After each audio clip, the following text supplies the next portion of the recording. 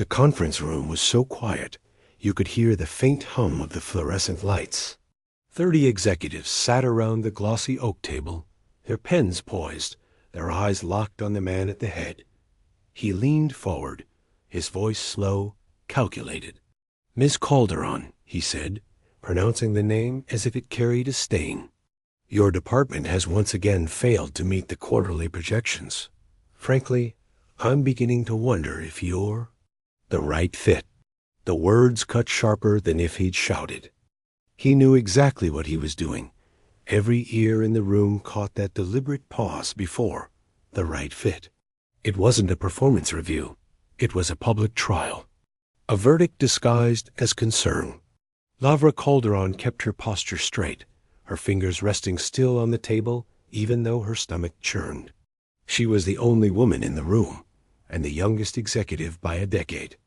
She had led the company's community outreach program for 3 years, programs that, unlike the core business, didn't generate immediate profit, but built long-term goodwill. That goodwill, of course, didn't fit neatly into quarterly spreadsheets. Across from her, Victor Lang, the chief financial officer, smirked into his coffee. She knew that smirk. It was the same one he'd worn last year when he forgot to include her in the budget review meeting. The same one after her proposal to partner with local schools mysteriously got buried under more urgent projects. The CEO's voice was still talking something about realigning priorities and focusing on revenue streams, but Laura's mind had already begun to map out the attack. This wasn't just a reprimand. It was a move to eliminate her. "Perhaps," Victor said, leaning forward, "we should suspend the community initiatives until the numbers look better. We can't keep funding projects that don't produce a tangible return. Shareholders demand results." Several heads nodded automatically. Lavra could feel the air tighten around her, the unspoken consensus forming. The message was clear: profit over people, and anyone who thought otherwise didn't belong. She glanced at the folders in front of her. Inside was the latest report, a report she had submitted 3 weeks ago. That showed not just the social impact of their programs, but the increase in brand trust, market expansion, and long-term client retention directly tied to them. Data they were ignoring, or maybe deliberately hiding. The meeting ended without a direct decision, but Lavra knew better. In corporate language, "We'll revisit this," meant you've already lost. As she left the room, she caught Victor's voice behind her. "Some people just don't understand the bigger picture." That night, she stayed in her office long after the last lights on the floor had gone dark. She replayed the meeting in her head, every condescending look, every subtle nod of agreement to Victor's words. She also remembered the confidential memo she'd seen by accident, last month one. She hadn't meant to open, but had been attached to an unrelated document. It was from Victor to the CEO, proposing the complete dismantling of the community division, citing misallocation of resources and redundant leadership roles. She wasn't just on the chopping block. The entire division was. The company's history made this even worse. Decades ago, during a major scandal, it had promised to serve the communities it operated in. The outreach program was born from that pledge, a public vow not to repeat its mistakes. But now, with no one watching too closely, the leadership was ready to quietly erase that promise. Lavra thought of the families who relied on the company's scholarship funds, the neighborhoods that had finally gotten safe drinking water through their infrastructure projects. All of that was about to be traded for a slightly better quarterly report. The next day, she requested the full financial records for the last 2 years. The finance department hesitated, claiming sensitive data, but Lavra was still an executive, and she knew the policy.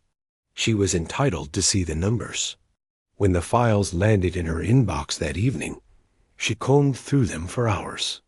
By midnight, she found what she suspected. The outreach programs weren't losing money. They were being charged inflated administrative costs from other departments, costs that had nothing to do with her division. Victor was bleeding the budget dry on paper to make it look like a loss. It wasn't just unethical. It was deliberate sabotage. Her phone buzzed with a message from one of her project managers, Raphael. Heard they might cut us. Is it true? Lavra stared at the screen. She could lie, buy herself some time. But her gut told her the truth mattered more than comfort right now. She typed back, "Not if I can stop it." The next morning, Lavra arrived early.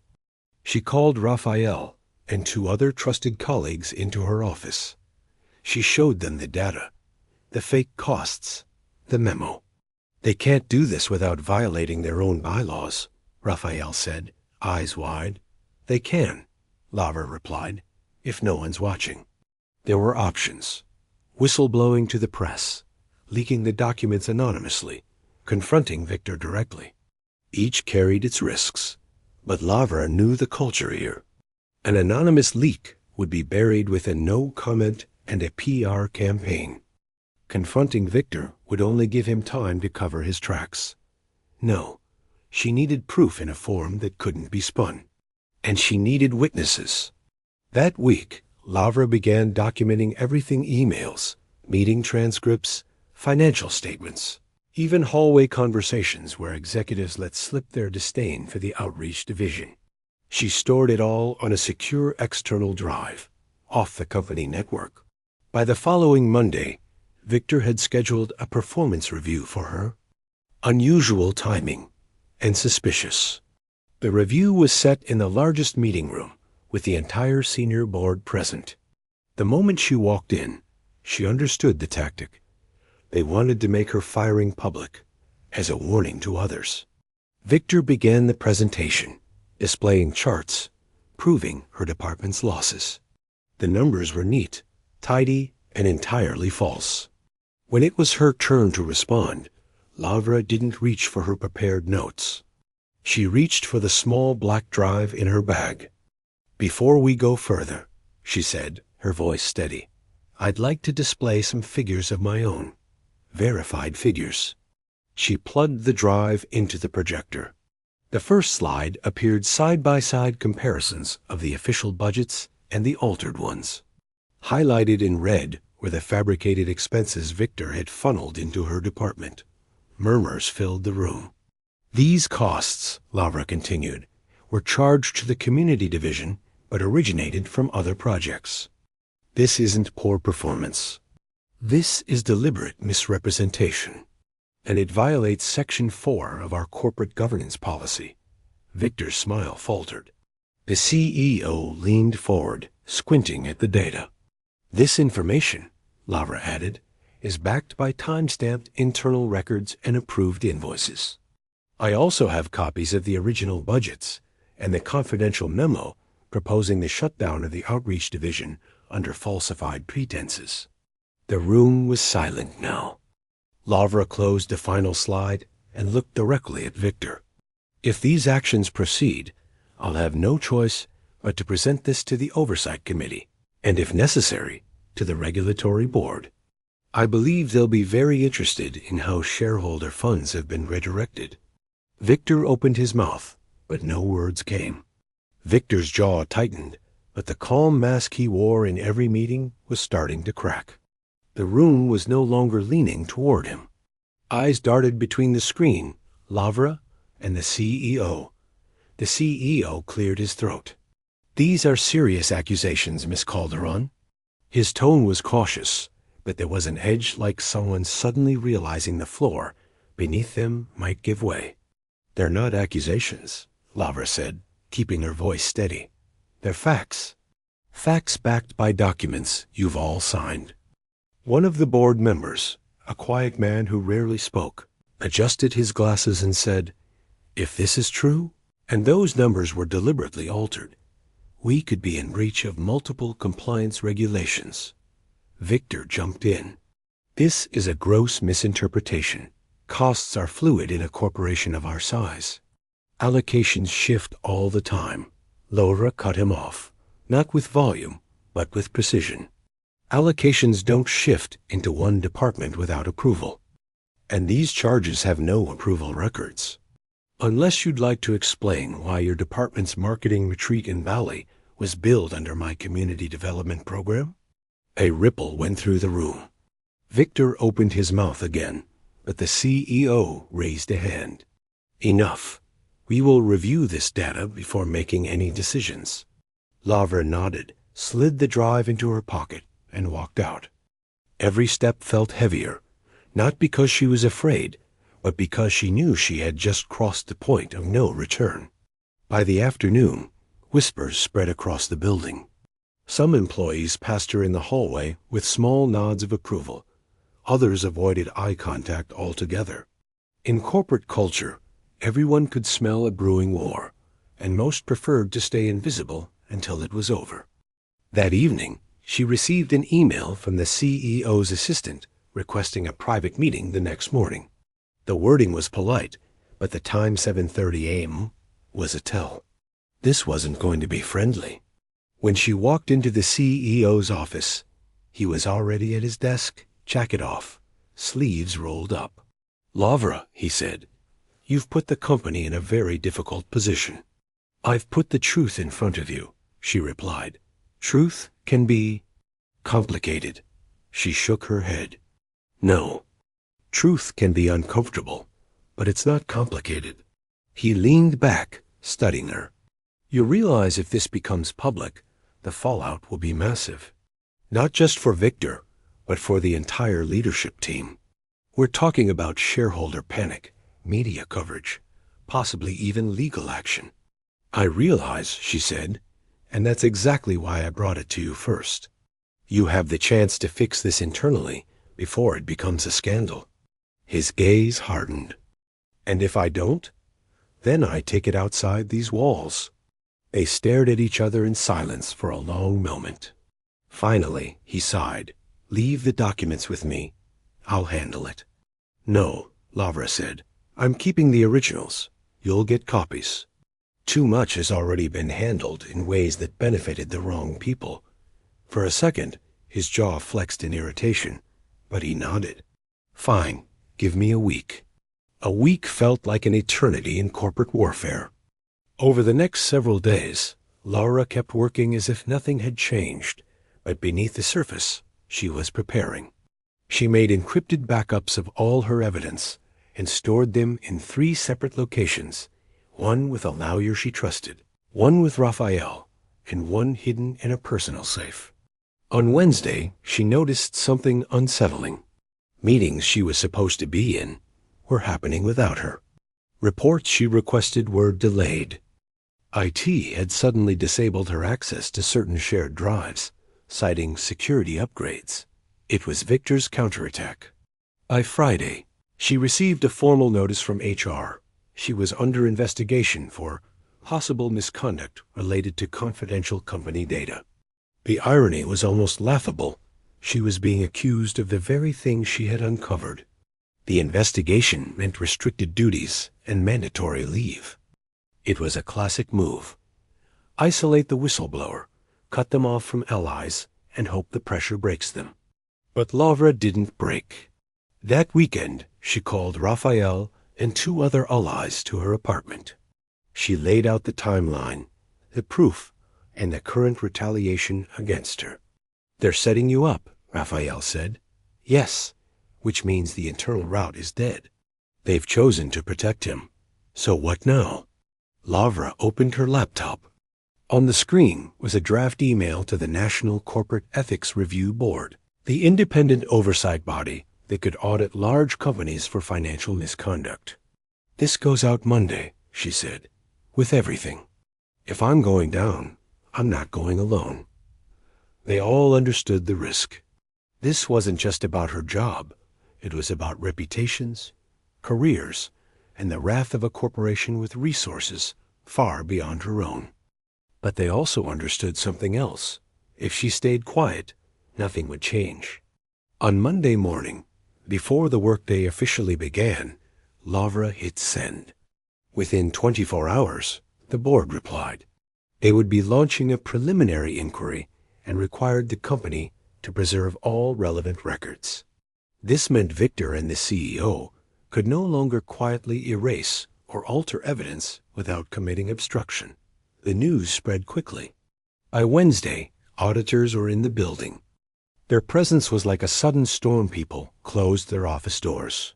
Emails slowed, and conversations dropped to whispers when they walked past. Victor avoided Laura entirely, but she could feel his anger in every sideways glance.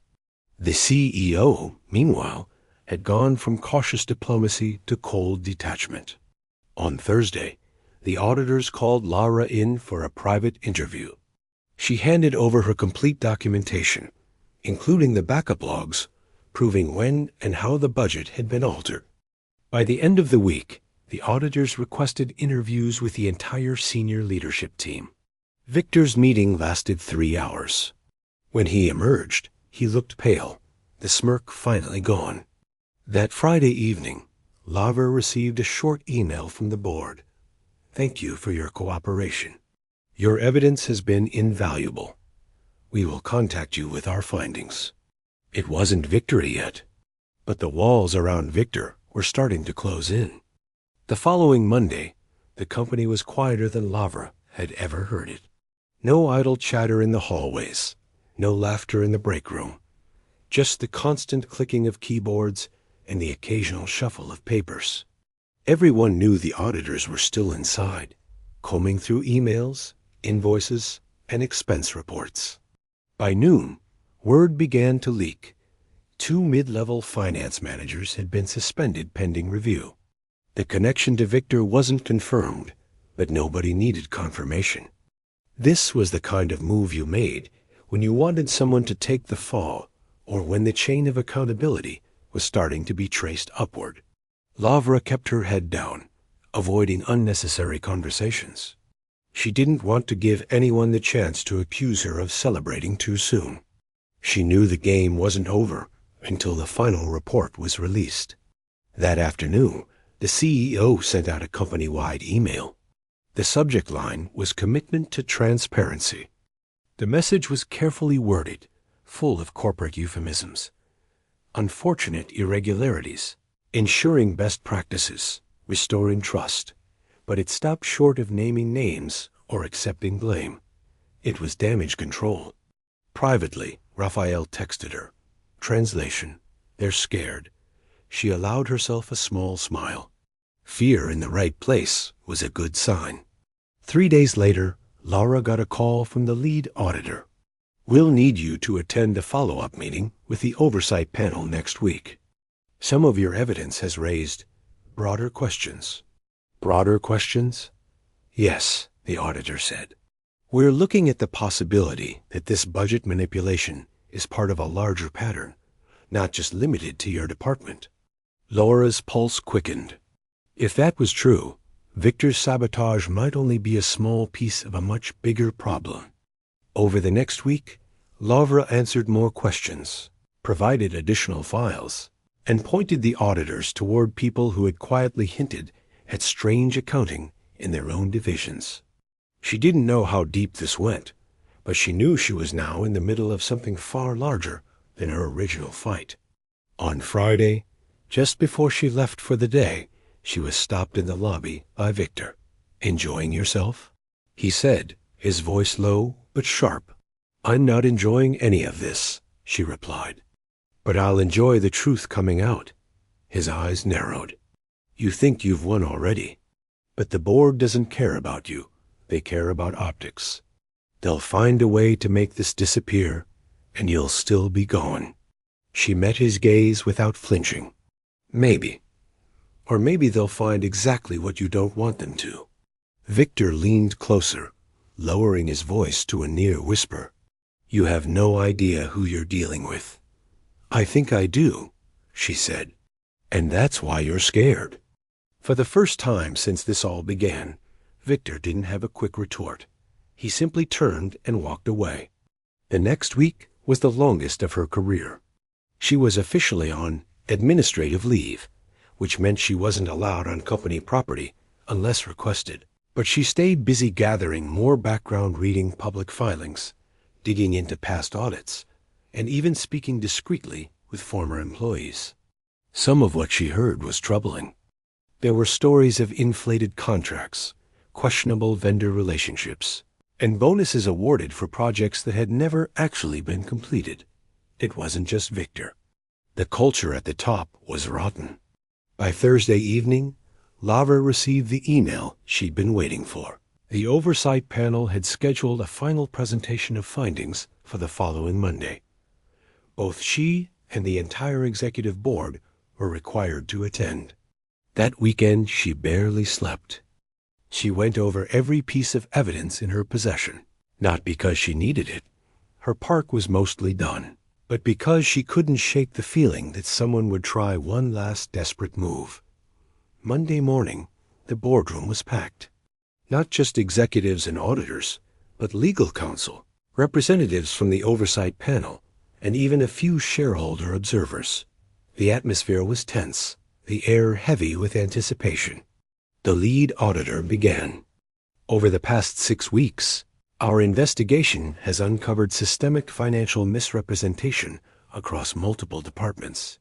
While the most visible instance was the diversion of expenses into the Community Outreach Division, similar patterns were found elsewhere. These practices violate corporate policy, financial regulations, and, in some cases, federal law. Murmurs swept the room. Responsibility for these practices, the auditor continued, lies with both the chief financial officer, Victor Lang, and with senior leadership who failed to act on internal warnings. Lavra watched Victor's face harden. The auditor's voice was calm, deliberate. Effective immediately, Mr. Lang is relieved of his duties. We are also recommending that the company's CEO be placed under independent review for failure to enforce compliance protocols. Gasps echoed through the room. The CEO's eyes went cold, but he said nothing. The auditors then detailed their recommendations. An independent compliance officer, quarterly public reporting of community investments, and a mandatory review of all executive expense reports. When they finished, the room was silent, except for the faint hum of the air conditioning. The CEO finally spoke, his voice measured but strained. We will comply with these recommendations. Lavra didn't smile. This wasn't about gloating. It was about securing something permanent. But inside, she felt a wave of relief. As the meeting adjourned, one of the shareholder observers approached her quietly. You just saved this company from a lawsuit that could have bankrupted it. Don't let them forget that. She nodded, unsure if saved was the right word. This company had been willing to destroy her to protect its own lies. Saving it wasn't her goal, forcing it to change was. The days that followed were surreal. Lavra was formally reinstated, but returning to her office felt like stepping into a battlefield after the smoke had cleared. The same desks, the same walls, but the energy was different, quieter, watchful. Some colleagues congratulated her in hushed tones. Others avoided her completely, unsure whether aligning with her was safe. She understood. In a culture that had rewarded silence, speaking up was still dangerous. Her reinstatement came with a formal apology letter from the interim compliance officer, carefully worded to avoid admitting legal liability. Still, the letter was posted on the company intranet, and its subtext was clear. She had been right.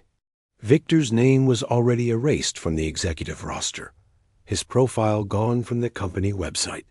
Rumor had it he'd been escorted out the same day the report was released, carrying only a small box of personal items.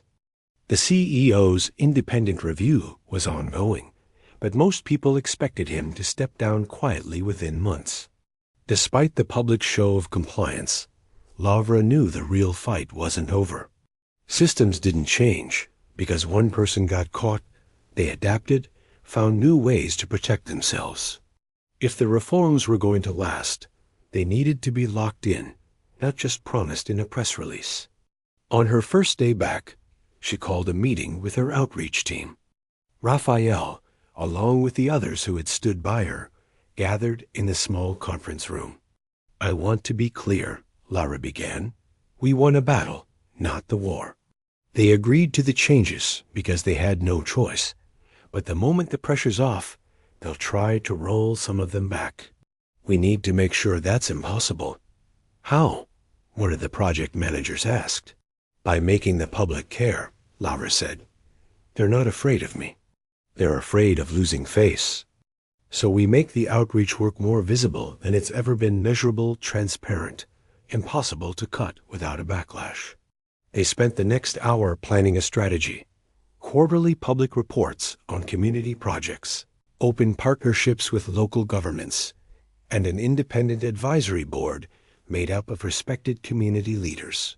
Within a month, the first report went live. It wasn't just numbers. It told stories. Families who now had access to clean water.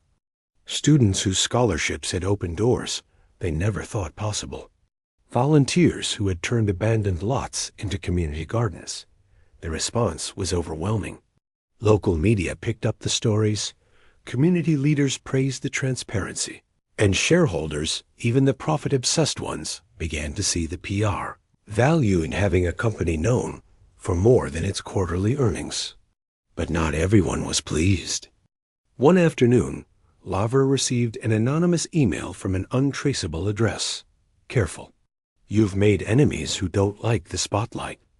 She read it twice, then closed her laptop. Fear had been their weapon before, and she refused to let them use it again. Instead, she doubled down. She pushed for an internal whistleblower policy that guaranteed anonymity and protection for employees who reported misconduct. She knew firsthand how dangerous it was to speak up without safeguards. 6 months later, the CEO resigned, citing personal reasons. The official statement praised his years of service, but the timing told the real story. The board appointed a new CEO1 with a reputation for integrity and a history of reforming troubled organizations. In her first week, the new CEO called Lavra into her office. I've read the report, she said. All of it. What you did wasn't just brave, it was necessary. I want you to know you'll have my full support in making these reforms permanent. It was the first time since this ordeal began that someone in power had said those words without an agenda behind them. Over the next year, Lavra watched the changes take root. The outreach division's budget became untouchable without public disclosure. The compliance officer's reports were made available to all employees, not just executives. And the whistleblower hotline saw a steady trickle of tips, some small, some significant, that were actually acted upon. One evening, nearly a year to the day after that first humiliating meeting, Lavra found herself standing outside the same conference room. She remembered every detail of that day, the smirk on Victor's face, the way the others had looked away, the crushing weight of being outnumbered. But now, as she stepped inside, it was different. This meeting wasn't about silencing her. It was about reviewing the next phase of community projects that would be publicly announced with full transparency. Raphael caught her eye from across the table and gave a small nod. It was the kind of nod that said, "We made it this far. We can go further." Laura didn't think of herself as a hero. She thought of herself as someone who had been pushed to a line and refused to step back. The victory wasn't in the headlines, or the policy changes, or even in seeing her saboteur moved. The victory was in knowing the truth had been spoken out loud, in a room where lies had once been the only language. And as she looked around at the faces in that room, some new, some familiar, she realized something important. The system could still be corrupt, still be dangerous. But now it knew that not everyone inside it would stay silent. That, she thought, was enough to keep fighting.